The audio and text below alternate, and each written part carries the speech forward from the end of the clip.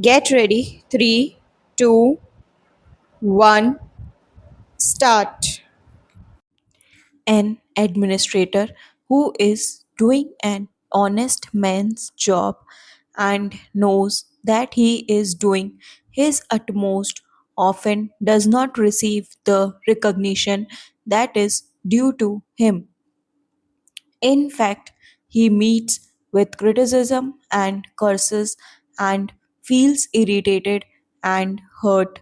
An able administrator, however, will always do the right thing and also make the people feel that he reflects their wishes. The sensation must come to the people that he is reflecting their wishes to some extent when a multitude of voices is advising the administrator or criticizing him.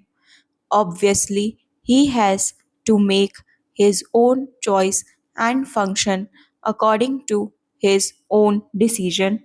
He cannot listen to or agree with each of the hundreds and thousands of voices which advises him, but by his manner of functioning, he should make them realize that he has given due consideration to what they said and that he has been courteous not only to them but to their thinking. That way, by and large, he will be able to satisfy each of them to some extent. Para in administration, as in most things in life, it is not only what one does but the manner of doing it that counts. It is exceedingly important in dealing with large masses of human beings as in a democracy.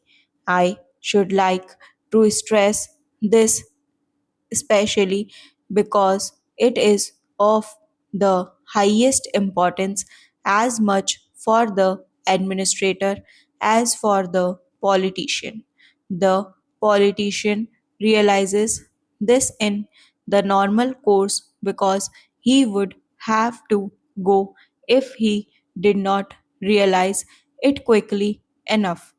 The administrator, however, can continue much longer without realizing if fully, but there will be ill feeling against him and he will not be able to do his work adequately because most of it now involves the active cooperation of masses of people.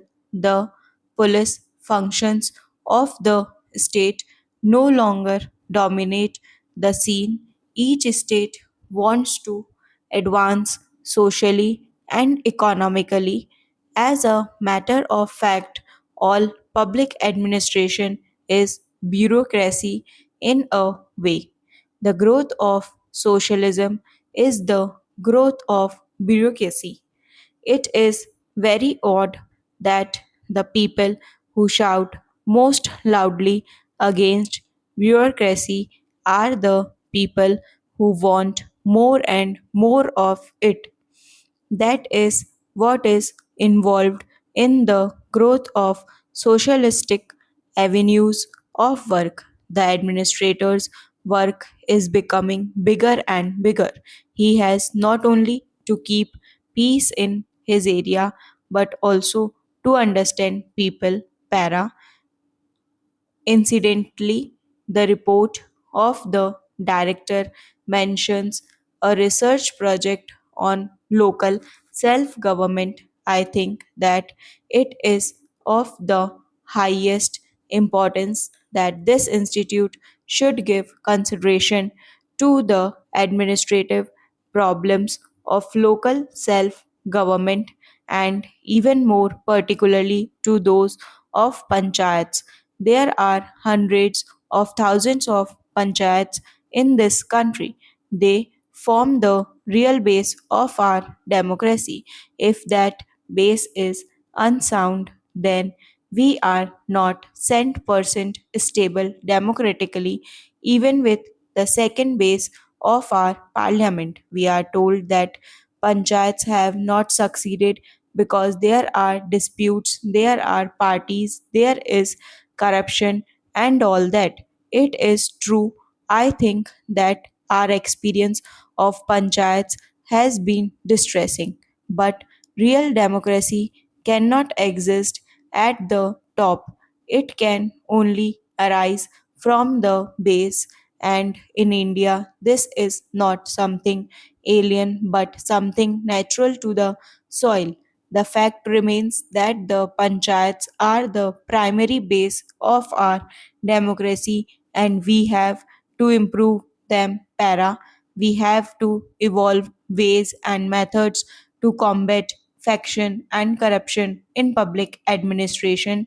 To take an instant, some kind of compensation is often given in the villages to a large number of people, or some relief work is taken in hand in a village, and some petty official is put in charge of giving relief or compensation.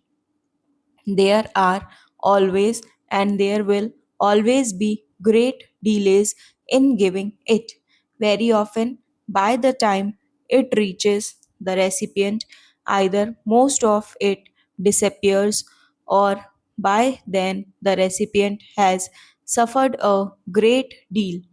What are we going to do about it?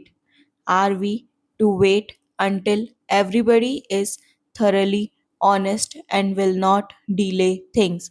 Of course, we should try to do that, but we cannot wait. Suppose the whole village is gathered together and the government announcement about the scale of the compensation is made in public. The chances of corruption will become less because the matter will be too public. This is a very simple thing, but it is not done. Why cannot we work through simple methods? I have suggested that instead of summoning the people and making them come again and again, the official concerned should go to the village and call all the people, announce the government's decision about compensation publicly, and say, "Come along, take it here and now." And where this is done, there will be no chances of delay unless some such methods are evolved. Corruption will become a serious problem. Of course, some amount of it may continue despite the new methods, for its complete elimination requires higher standards of integrity on the part of the people. This has to be ensured for honest administration in India. Stop.